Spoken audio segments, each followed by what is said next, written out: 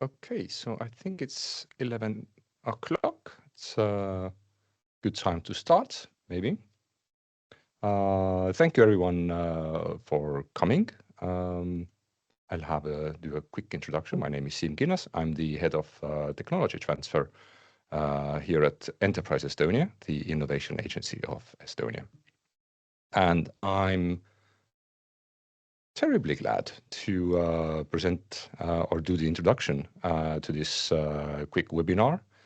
Growth starts with ownership, the role of IP strategy in an increasingly complex IP ecosystem, with Graham Bell and Frank Tietze from the Cambridge University's Institute of Manufacturing.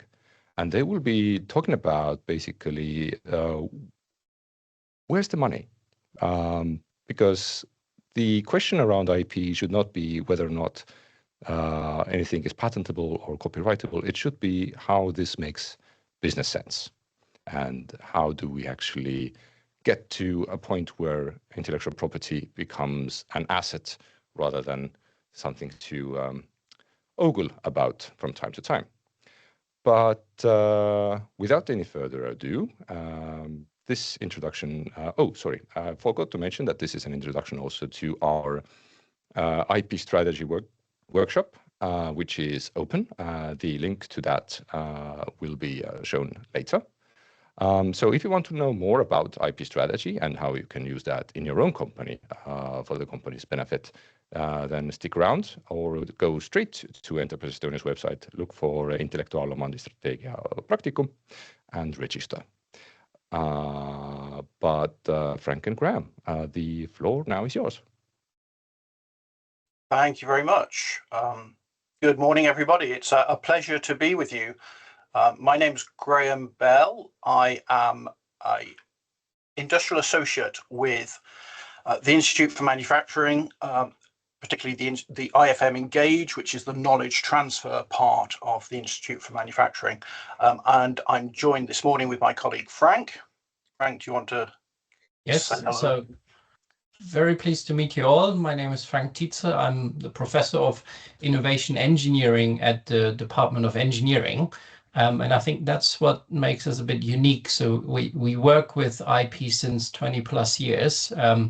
And we are actually not lawyers, so we have a slightly different perspective on how IP is managed and how one could extract value from IP. Very good. Thank you, Frank. And you'll hear more from Frank later on in this session.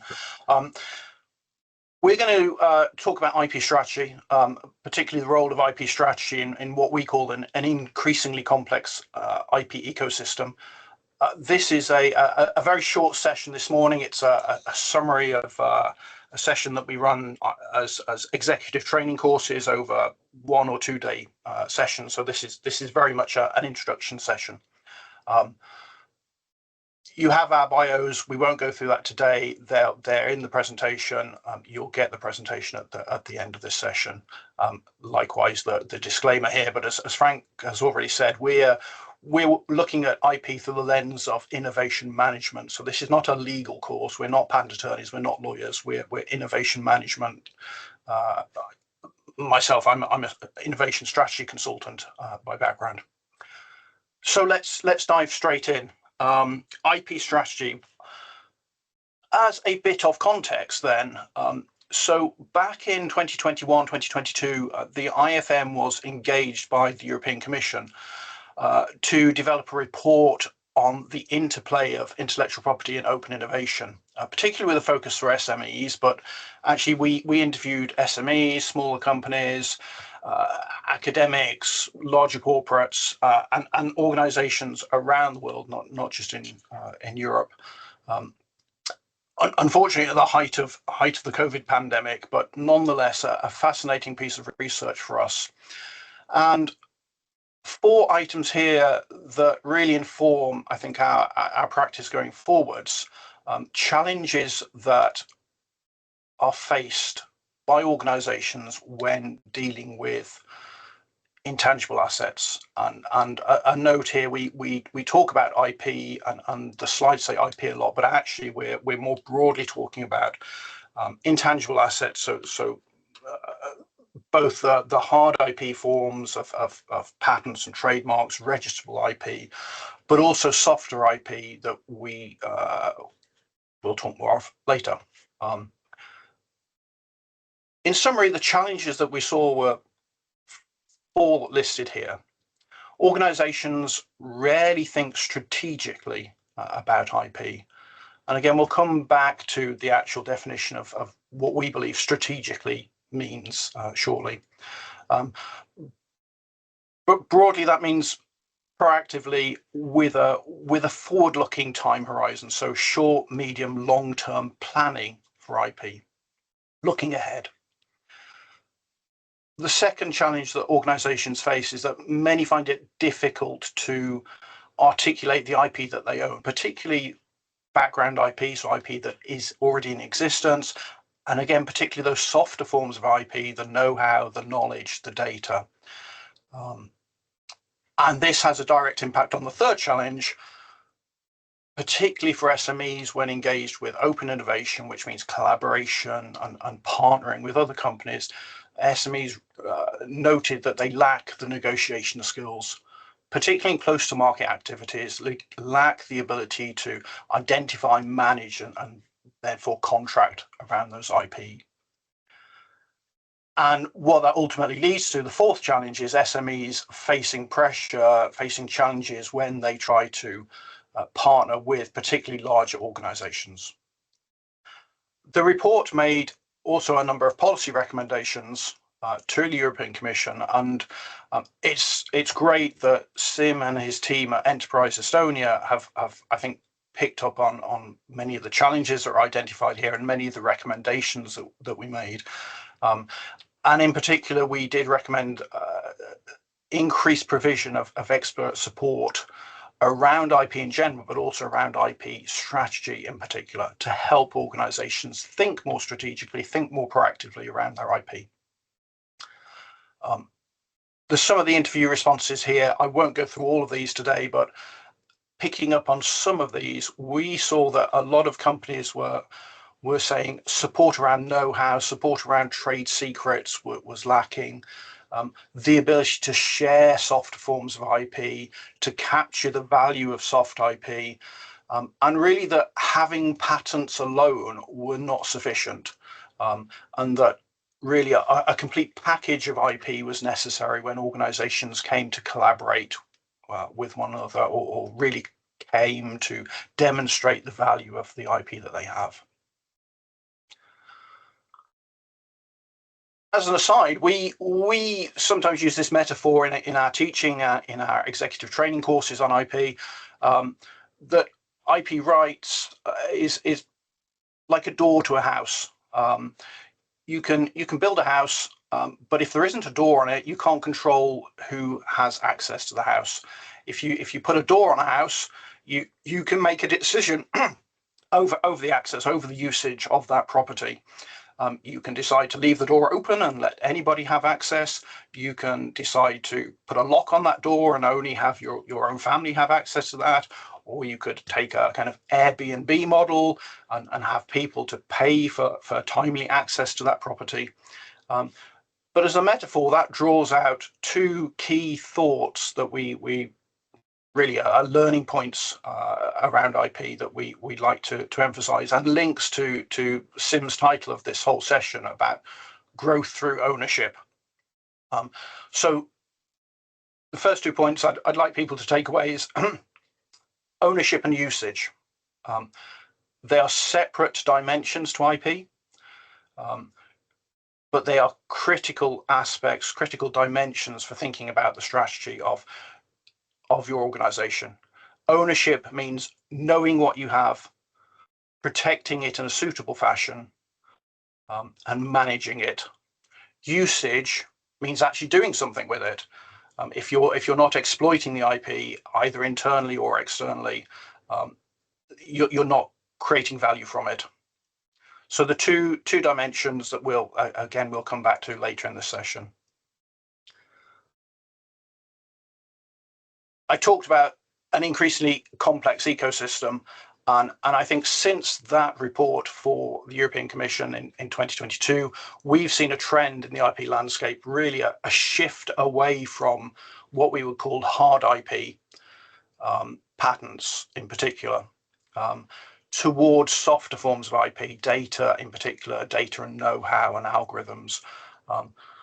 We recognize this trend is being accelerated by the adoption in particular of things like machine learning, artificial intelligence, and in services and sectors such as Internet of Things. In those technologies and in those sectors, we often hear organizations say that patents either aren't available, or even where they can be made available, just aren't granted quick enough. The technology is moving far too quickly. The market is changing too quickly for that to be of interest. And in some sectors, data is really where the key value is being driven from. So there is a need for organizations to recognize this. The same business objectives can be met, but the forms of the intellectual assets available to them are different, and hence the behaviors, policies, and practices are different. This, we believe, is driving an increased need for strategic thinking, for planning and decision-making around intangibles, and an increased need for support, particularly for SMEs, but organizations that may lack that in-house skill set. And particularly there, I think it's around senior decision makers, board level executives, CFO, CTO, CEO type roles that may not have the IP skills. Again, we're not trying to train patent attorneys or lawyers here. We're trying to train decision makers into making better decisions around the IP. So that as a background, we believe that organizations that have an IP strategy, which is aligned with their business goals, the objectives of the organization, will be better placed to identify, manage, and exploit their intangible assets, enabling to capture and protect more value. And that's where the money should be, to answer Sim's question. I'm going to now hand over to Frank, who's going to talk a bit more about how we define IP strategy, and particularly how we formulate a definition of IP strategy. Frank. Thank you very much, Graham. So I'll keep that short. As Graham said, this is a very condensed session on a lot of material that we would be running through with you in essentially 3 workshops, plus one-to-one support. So before I give you one of our IP strategy definitions that aligns with the toolkit that we would be using in this set of workshops, just to really make clear, there's often, and we've worked on this for a number of years, to really try and understand what an IP strategy is, and likewise it's important to understand what it is not. So it's not about operational decisions for strategic assets, as it says here. So one of these examples would be, for instance, in the choice of countries in which to file the patents, even though there are strategic elements to it that needs to be considered. It's also not very much about a company's vision or long-term objectives. That's something that, in a way, is needed before you can actually think about how you best leverage your IP or intellectual assets to support actually your long-term objectives, as Graham already emphasized. It's also not about very specific strategic decisions, and it's also not about responses to certain situations that happens. So a strategy as such sits somewhere on top of a plan. So it's not a detailed Gantt chart type of plan, but it's rather a set of guidelines that provide guidance for decision making. And if we could go to the next slide, Graham, here is our definition of what we understand and came to understand from various years of research on a kind of practical view on what IP strategies are. So not very theoretical, even though that might sound theoretical to you, but we think this is very much aligned with what leading companies do. So any good strategy should basically provide guidance for decision making, in this case regarding intellectual assets or IP, for those who are concerned with having to make decisions. as Graham already mentioned, that door analogy or metaphor, is if you think about your IP as a door, you have multiple options, and with some partners you might want to share your IP, while with competitors you want to really restrict access to some of your IP and not share that with them. And while for other types of IP, you might want to partner with someone or push that out to become a standard, and therefore you have to very openly share it and so on. And within organizations, different departments typically make decisions about different types of IP. So you have maybe the marketing team that cares about your brands. So in other words, the trademarks. You have maybe a software development team that has a lot to do with copyright and open source licenses, or maybe proprietary software that they need to use from other partners. And then you have maybe an R&D team that has some patents, and then you have various other departments, such as your purchasing departments that negotiates supplier contracts. And all these departments have to make decisions that are somehow related to IP. And from the various options they have to choose the one that actually taken together support what you as a company want to do, and what you want to achieve, what your business goals are. And in essence, that's what is captured in this definition here. The first part says it's guidance for effective long-term decision making. It is essentially about the generation of IP. And you can look at these slides in more detail later. But I think, Graham, if we just go on to basically go through this a bit quicker, then so the second point is, as I said, there are typically three main functions when it comes to developing an IP strategy.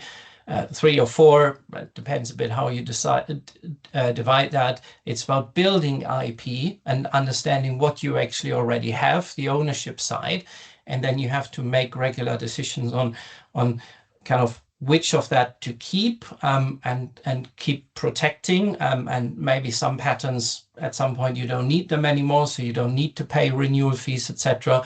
And then on the other side, it's about the usage, and we generally distinguish that between exploiting the IP. I don't really like that word, but it's a terminology that is often used in industry, which could be around licensing, but that could also be about internal exploitation, saying, okay, for certain types of IP, those are really core to our business, so we really don't want to share that with anyone. That would be part of that. And then there's a bit more the legal side of enforcement, which could be of strategic relevance, clearly.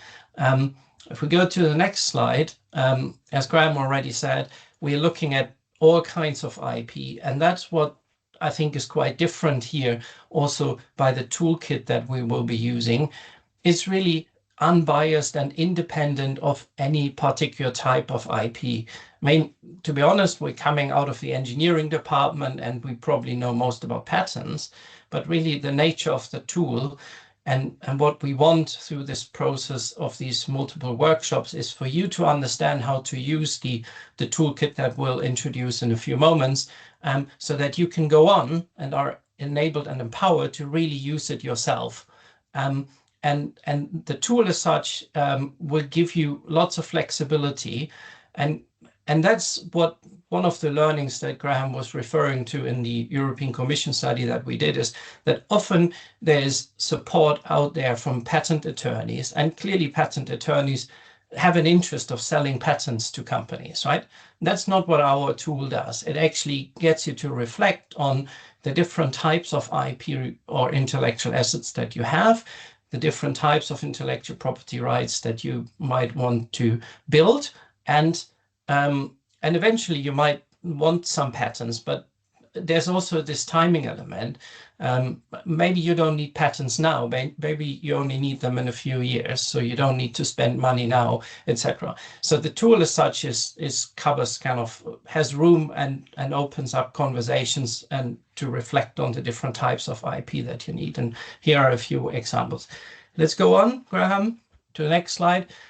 And then, as Seem also introduced at the very beginning, and going back to the door analogy here that Graham mentioned, it's really about just owning IP doesn't give you necessarily value, but you have to really think about how you want to use it. And that's why we're emphasizing, and that's built in the tool that we have developed over a number of years, is that it really gets you to think about not only of what type of IP you own, you want to create, etc., but also how you're going to put that to use to create value for your company. And what we've really learned over 20 years of research on IP is that if used properly, IP works as a leverage to value creation and capture. And here is that kind of simple life cycle model that some of you will be familiar with. If you think about developing a new product, service, or technology, you have a period of investment, and then you have a period of return after you launch the new service on the market. And what you certainly would want is that after the market launch, you can recoup the value at least of what you've invested in.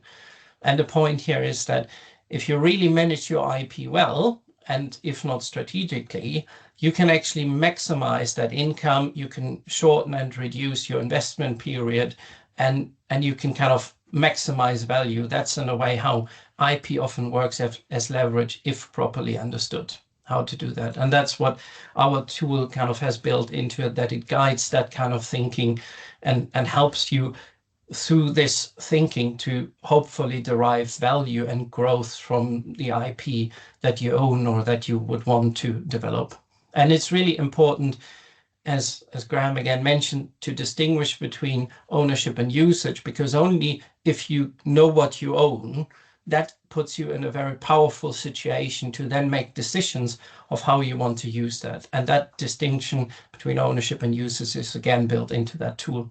But let's go on, Graham. Final point, which I've mentioned already, what our tool really does, and we'll again explain that in a few moments, is that it helps you to think about the way how you build and use your IP to support what you want to do as a business, and to thereby align your IP strategy with your business objectives and long-term vision. And there are different types of alignment, etc., but I don't want to go into detail now. So that's essentially, in a nutshell, a short reflection on our understanding of what we came to understand as a kind of practical conceptualization for what an IP strategy is. Graham, do you want me to go on now, or do you thank you. I'll pick up here. Thank you, Frank. Thank you for that. So that's kind of the, if you like, the theoretical background for what we're talking about. Yes, so Frank's mentioned our tool several times. So what we've built over a number of years, and again, the two sides to the IfM, to the Institute for Manufacturing. There is the research side, but then the side that I'm involved with, IfM Engage, which is the knowledge transfer side of the department. Really, our role is knowledge transfer. We work with industry, we work with organizations, we work with companies to support them. And actually for more than 20 years now, road mapping as a general approach to developing strategy has been very successfully deployed by the IfM. You can see some names, very, very large companies, very famous companies listed here that we've worked with over the years in general strategic road mapping.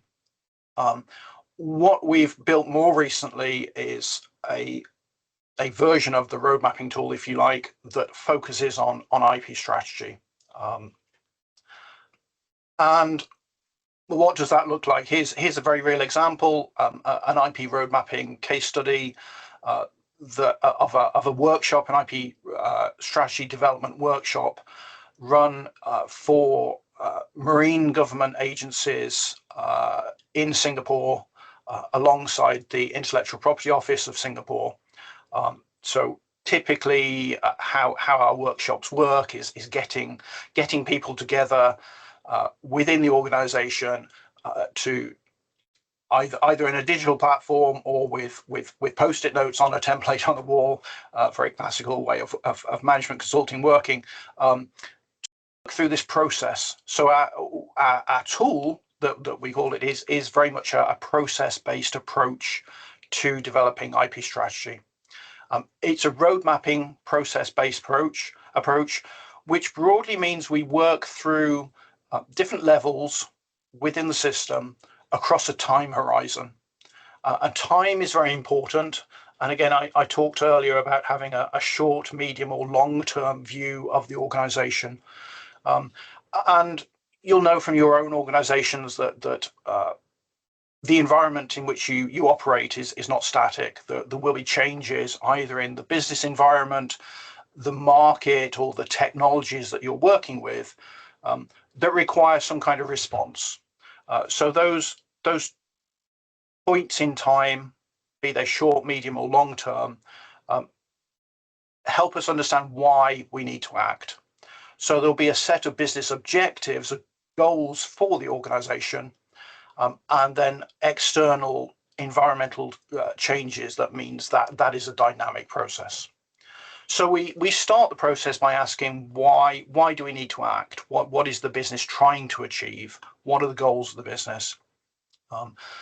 Then we can ask, what do we need to do? And particularly here, when we're talking about IP, we're talking about decomposing those business objectives and understanding which of them could be supported by IP strategy. Not all business objectives will be, but particularly when there's issues around technology or issues around engaging with external partners or suppliers or clients, there's often an element of strategy where IP can support. And then as a final step, we look at both the operational strategies and finally looking at which assets can support that. And as we've talked about already, I come from a patent background, and I often find myself falling quickly into talking about patents when we talk about IP. But in this process, we talk about the actual physical assets as the last stage. So we only start looking at what kind of assets should we be developing as the final stage in this process. The steps before that are really strategic questions about the business goals, and the strategies around that. Here's an example. This came from a case study with a food ingredients company that we ran a workshop with.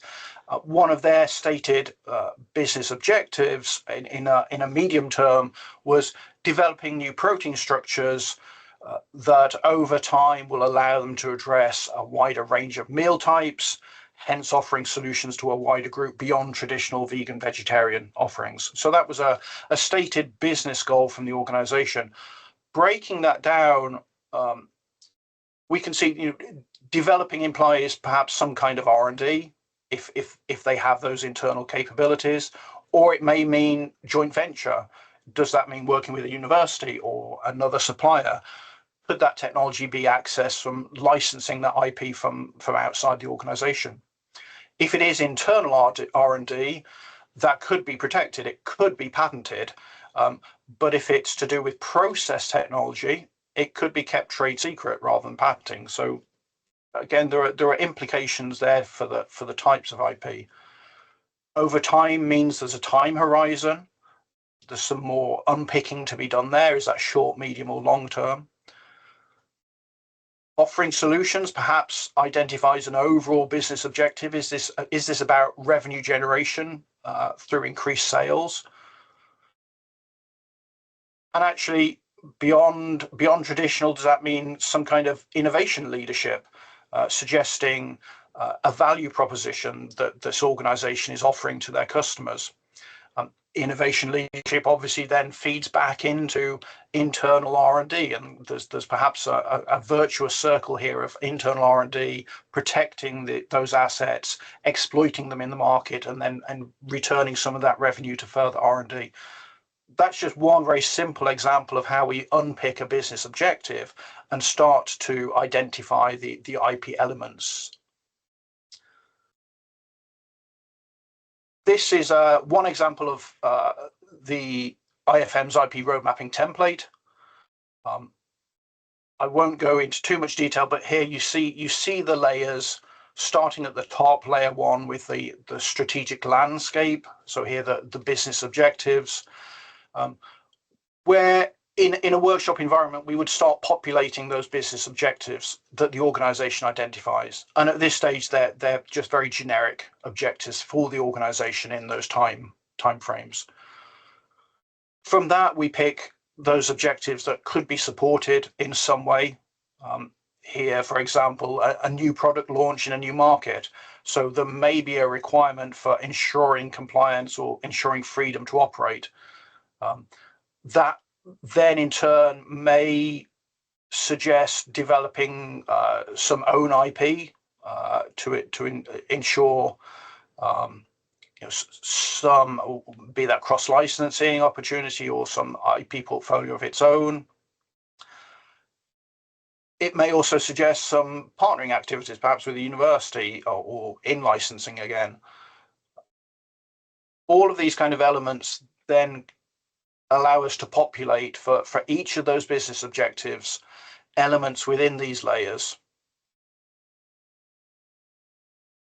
And as a framework, we have a toolkit of other tools that we can bring into this process.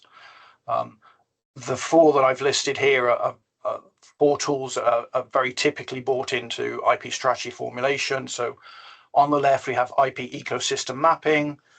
For most organizations, you have an ecosystem, a network of suppliers, of customers, clients, maybe other parties, regulators, government agencies, competitors, universities, for example. Within each of those organizations, there is a relationship with your own organization, and each of those connections, there is an opportunity to leverage that IP, as Frank touched on earlier. For some partners, you may have very open access to your IP. For others, very closed or very restrictive, using IP as a barrier. We have IP value mapping tools to look at,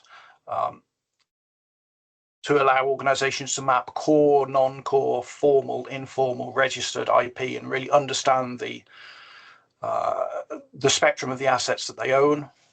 IP risk management allows us to assess the risks. And then IP analytics landscaping will be very familiar for anybody that's done patent landscaping. But again, this can be looked at in a wider perspective based on the IP ecosystem mapping to look at who are the key players in the landscape, who are the key players in particular geographies, in markets, to inform the strategy decisions. Over on the left here, I've got a representation of what a completed landscape, a completed IP roadmap might look like. And you hopefully can just make out that we have these vertical alignments within this. One of the key outputs of this exercise is the ability to look vertically across this template within those timeframes, short, medium, and long term, to really understand how the actions, the activities that we've identified align in time, and where some activities perhaps are done too early or perhaps done too late and therefore need to be changed in that time domain. So that's an example of the final step of synthesizing what you might call an IP action plan from this IP roadmap to actually, within those timeframes, to put together a plan for the activities that the organization might pursue. Over on the right-hand side in this slide, we've got a couple of examples of more specific templates. At the bottom, a template that's been developed or refined for deep tech startups. And the example on the top is for service-based business models.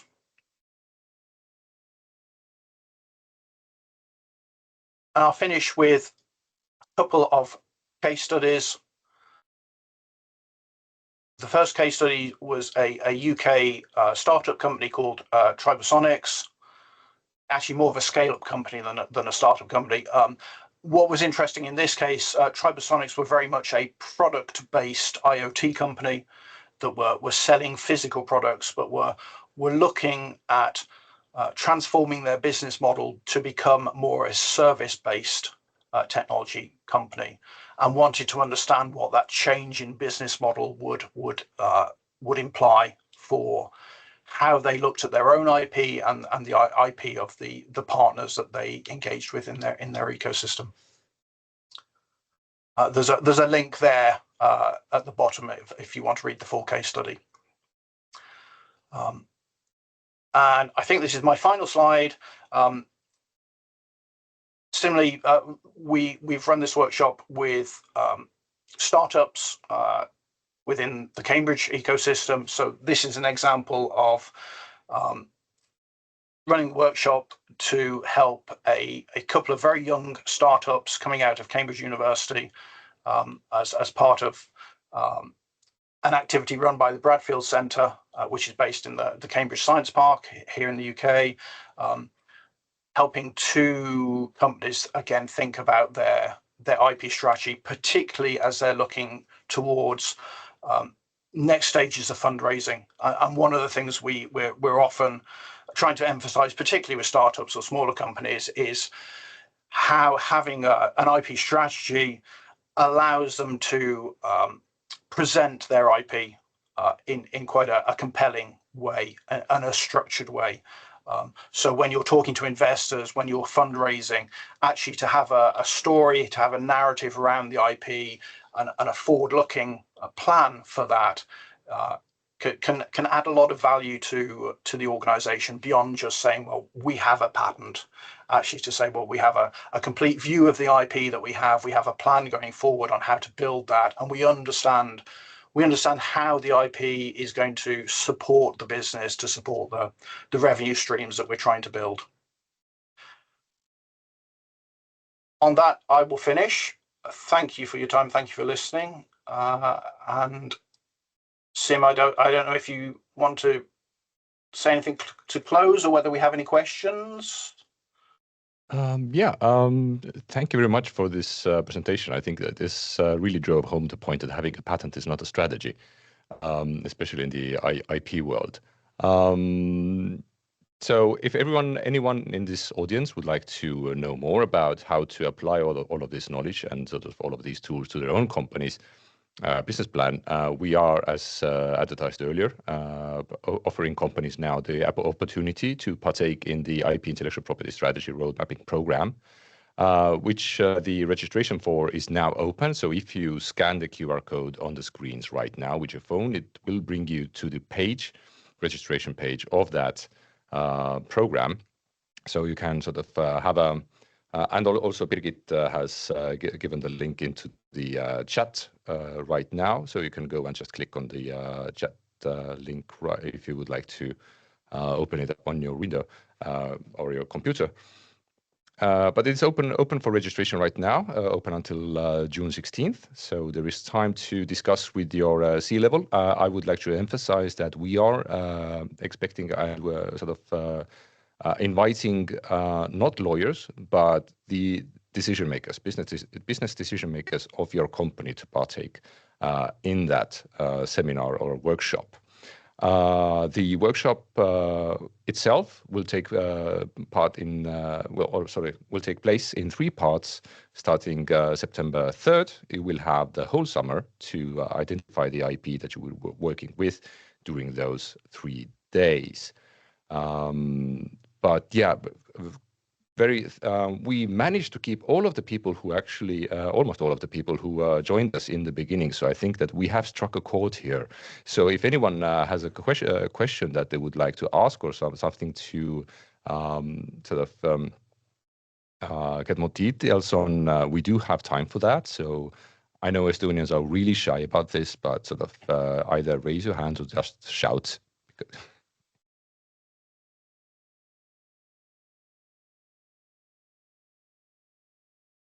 Well, not all at once now.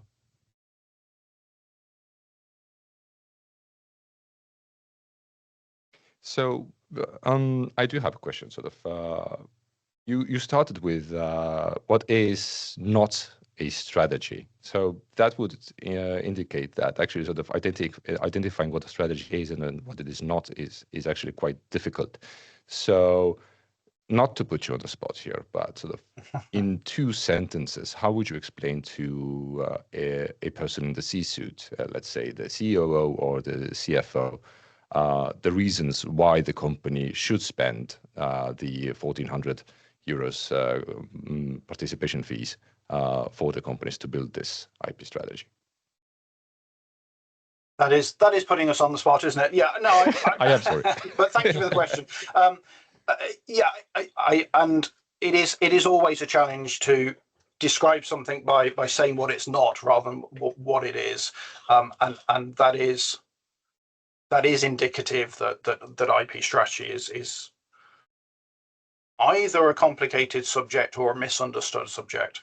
I think to explain to a C-level exec, I think simply the question is, can you explain how your package of intangible assets supports your business objectives? And depending on the type of organization you are, that may be, can you explain how your package of intangible assets supports your P&L statement or your revenue streams or protects your business? Yeah. I would imagine that many C-level executives cannot do that.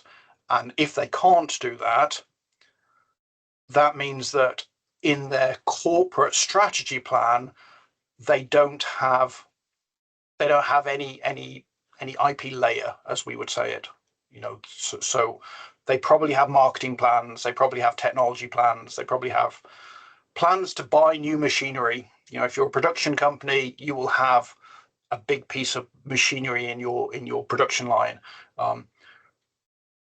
Those companies would not buy a new piece of machinery without knowing what they want to do with it.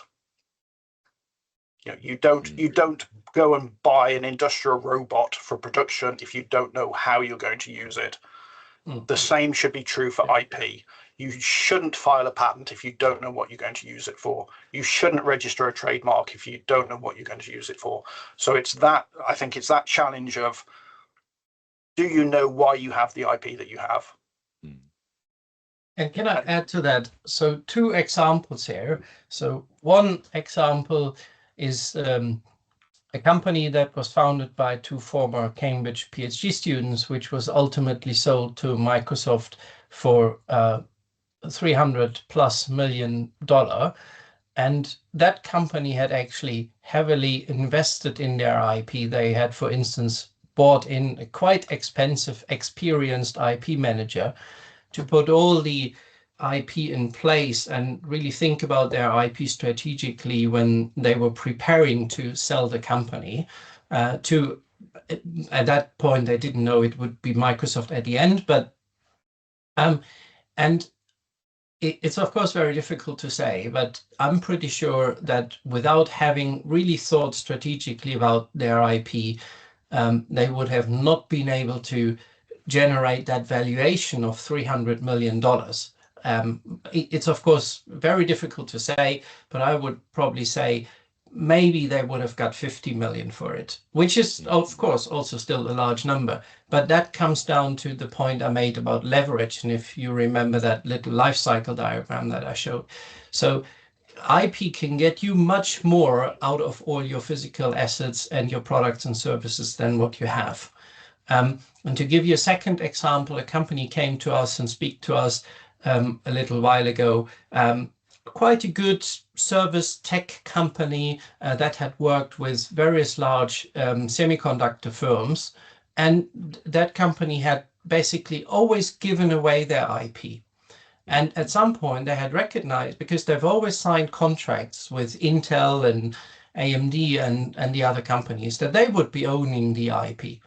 And at some point they sat down and reflected on their business, quite successful, but they really had difficulties to find a way and come up with a strategy of how they could grow and scale the business, because they had always given away the IP. And they even found it quite difficult to suddenly start filing a patent because they had not really thought about that patent jungle and where to position their own IP position.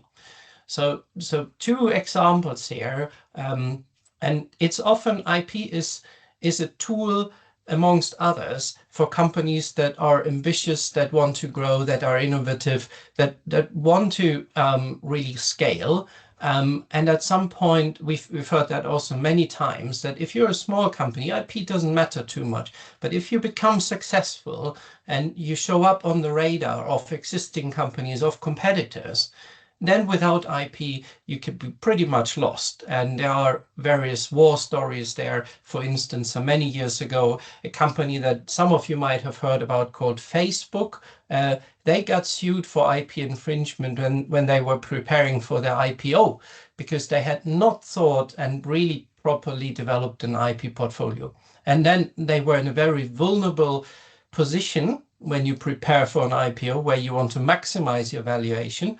And then they got sued for IP infringement. And that was, of course, terrible for the company. And the investors didn't like it. So just a few examples here of why we think it's actually much better to really think strategically about this type of asset class, in addition to what else you're doing, innovating new products or services, because IP can really help leverage and help you with your strategic positioning.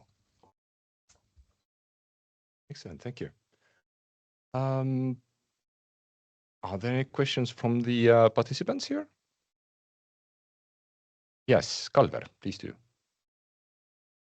Go ahead.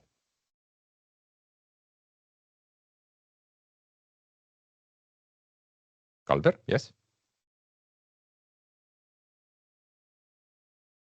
You are on mute, if that's of any help. Yes, Mike. Oh, there you are. Yeah. Yeah. Sorry. We are startups. We are making a SaaS product. As I listen this introduction, I really understand one mistake we have made already is that we have a roadmap of developing our product, but we have never thought about how to combine it with further strategy. So, and also is that an idea needs to be patented in early stages seems very interesting and not thinkable at the moment even. It opened the eyes that we have some areas that might need to be protected already. And yeah, it was this short introduction actually opened the eyes for me, because I could lose the knowledge and everything that we currently, the feedback is that we are selling knowledge in one way. Yeah. So if I'm selling knowledge, that means already I need to protect it, as I understand for now. Yeah, knowledge has different characteristics than physical products, right? I mean, it can so easily be replicated. Physical products, of course, can also be counterfeited and kind of copied as well. But obviously, we know that with knowledge and digital products, that is even more important, because someone else could just so easily basically, copy your SaaS product or service that you have developed. So it's really worth thinking about IP early on, or your intellectual assets, and whether in your case you should be thinking about a patent, or whether you should be thinking about other mechanisms to encrypt and protect the data set or the algorithms that is at the core of your SaaS system. And eventually, maybe one could translate that into a patent.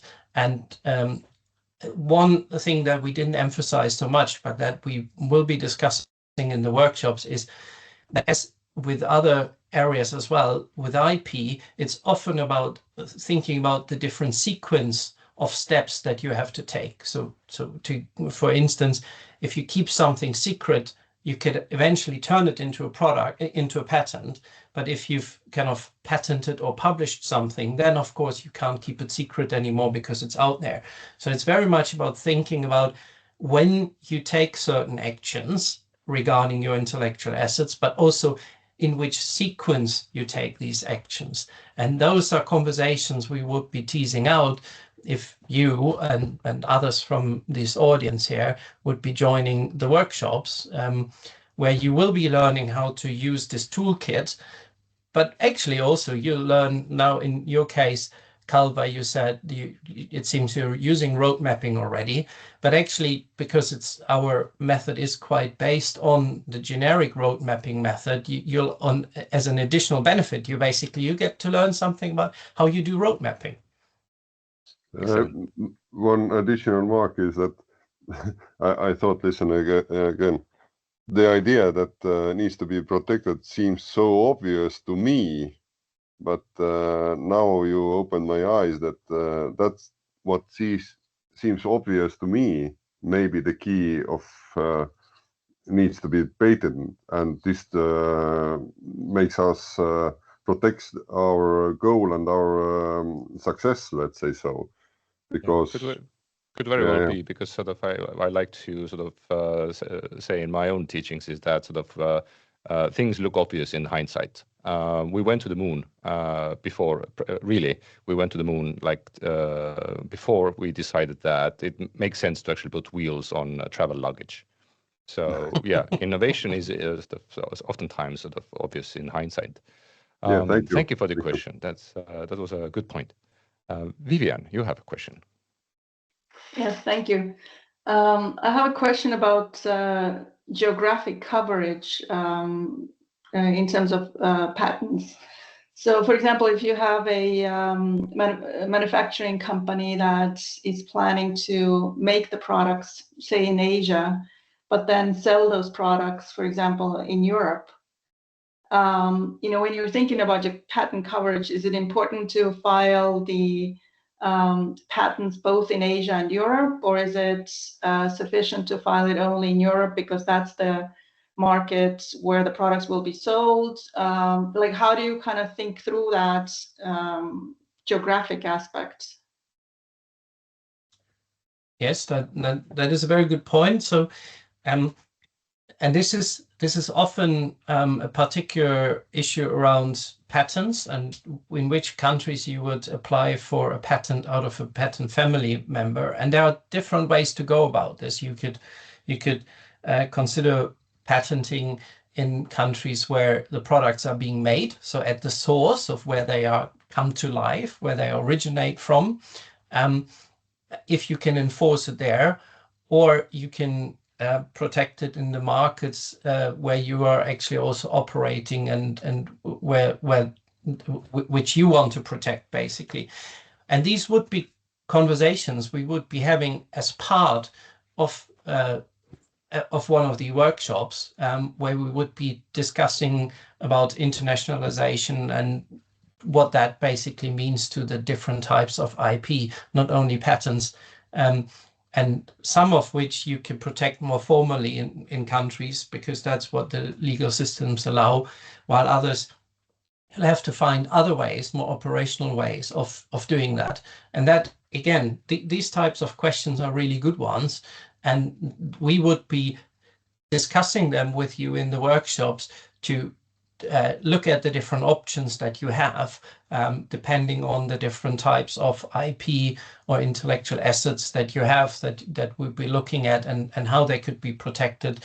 And then that would, for instance, be reflected in the final IP strategy that would be coming out of those exercises, but it would probably have implications, as Graham mentioned, on the IP action plan, which might then, if we would be speaking, if it would be agreed, then this is an issue for patents, then that would kind of provide guidance for those who then actually have to make the decisions on about the patents, so who operationally think about the patent filings, and depending on the size of your organizations, that might be within the same team if it's a small company, or a different team somewhere else in in another department if it's a larger company.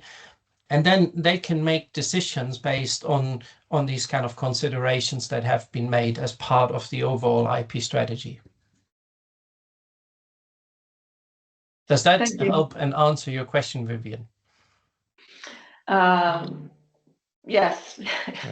I know there's a lot to think through, and you know, one thing you mentioned was the aspect of enforceability, right? So, you know, but maybe you can file in certain areas, but can you enforce it in that area? And does it make sense then to do it, and so forth? So, a lot of considerations, obviously. Yeah, and if I can just jump in here, I think there's two things. One of which we touched on just now, and one of which we didn't talk about at all. That I would also ask you about if trying to answer this question more fully. So, yes, of course you can file the patents. There is a question of how does that align with what the organization is trying to do, and so one of the things that we would be looking at is kind of the risk management side of things. So what are the risks, and what is the organization tolerance for that risk, which in your case might mean, is there a risk if I think you mentioned having your product made in Asia, in China perhaps, is there a risk of counterfeit products being created? That might be a low risk, it might be a high risk. Even if it's a high risk, there's a question of, well, does the organization care about that if those products are only, you know, if it's not impacting necessarily on the market where you're selling your products? On the enforceability question, there is also a question of the organization's appetite to enforce. So it's not only about the ability to enforce. Do you have the patent? Do you have the financial will to enforce, but do you have the organizational will? Do you want to be seen as an organization that enforces its IP? Mm-hmm. And one of the other tools that we didn't talk about today is around, we call it the 5 dimensions of the strategy, but the characteristics of an organization and the appetite for, if you like, the aggressiveness of an organization to enforce its patents is one of those dimensions. I think we would say, you know, it's good to enforce your patents to an extent to show that you take IP seriously. But there is obviously some organizations that are very aggressive, that have business models purely around enforcing IP, which some might say is too aggressive. So there's again a scale there, that there's a discussion to be had to understand exactly your organization, exactly your context. What is the product? What are your markets? What are your appetite for risk and enforcement? It's not a simple question, but that's the kind of things that we do unpick, that we do help you to analyze and develop. Yeah, and I think, I mean, you know, if you're talking about a startup, then even if you have the you know, appetite for trying to enforce anything, you just might not have the financial means to do that, right? And so I think for us specifically, it's more about the risk management aspect of it. Do we, you know, we do think that there's a high likelihood that this product will be counterfeited, but the question is, like you said, do we care, right? Because if they are not selling them in Europe, maybe we just have to live with this. But you're right. I mean, it's a strategic decision we have to make. And there may be, I don't know what your product is, but you know, we certainly have seen examples of companies that break down their supply chain in different ways and have different components manufactured in different companies, so that different companies or different countries even, so that the counterfeiting is harder because the supply chain is more complex. So there may be opportunities like that depending on your product. But yeah, it's a complicated but very happy to explore it further with you. Thank you for your insights.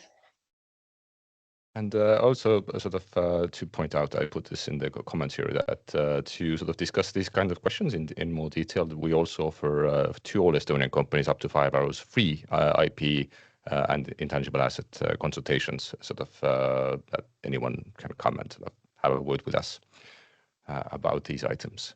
But thank you everyone very much for attending this really short webinar. We are out of time, sadly. Would have loved to continue this discussion. Please do go check out the tools that Frank also put in the chat here. And we hope to see you all at the workshop.